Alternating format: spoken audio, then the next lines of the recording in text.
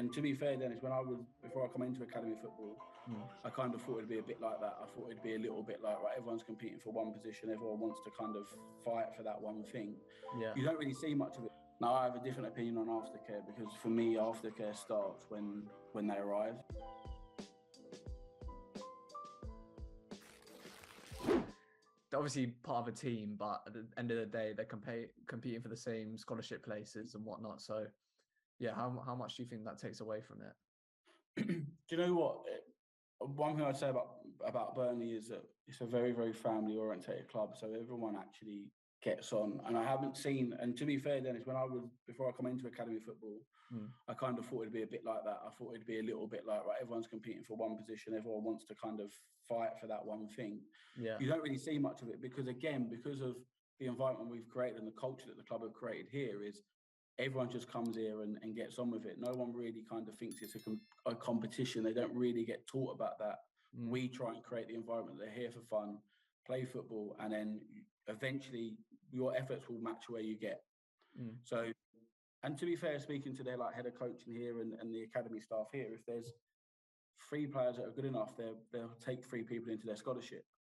They don't generally look at that. When you look at the 18 squad this year, there's a few centre midfielders, there's a few wide players, there's a number of do you know what I mean? They're not looked at and thought. Example: the under 18s have 4 goalkeepers. The under 18 squad has 4 goalkeepers because at that time they warranted getting through to their scholarship. It isn't that environment here. Maybe in other clubs it is, but I look at the under 18s around the place and the 21s in the canteen, and when they're having downtime, they have fun, they have a laugh, they're together, they go out after, they're all in digs, they're in the same situation. So they'll walk themselves to golf with an evening and they'll do stuff. Otherwise, it just becomes a very lonely environment, doesn't it? How involved are you in the sort of release program, and what kind of things will you be doing to ease it a little bit? Yeah, so obviously there's a big thing. I'm sure if you type in academy football at the moment, there's a big thing on aftercare. So the Premier League have released information that there will be a 3-year obligement to look after players after they've been released.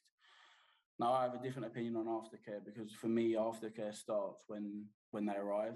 You have to start the aftercare when they arrive, because so for me, I joined at a really difficult time this year. I joined in March.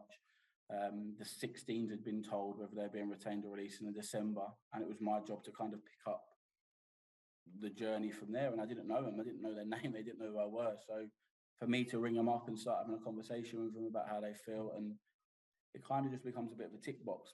Now, whereas some of the 21s have left this year and the 18s have left, I can pick the phone up to them, they can text me at any time, and it's a normal flowing conversation.